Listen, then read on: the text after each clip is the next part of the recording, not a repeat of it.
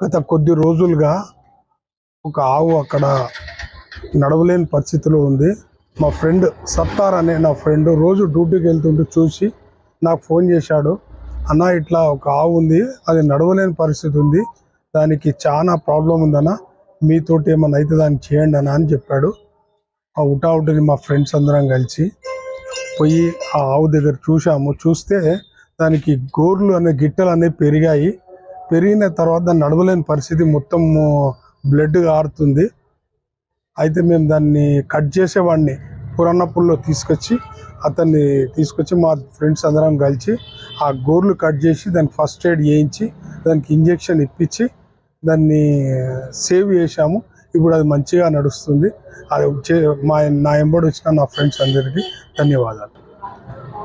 అదేవిధంగా నేను కొంతమంది కోరేది ఏంటంటే, సహజంగా రోడ్డు పైన ఎన్నో మూగ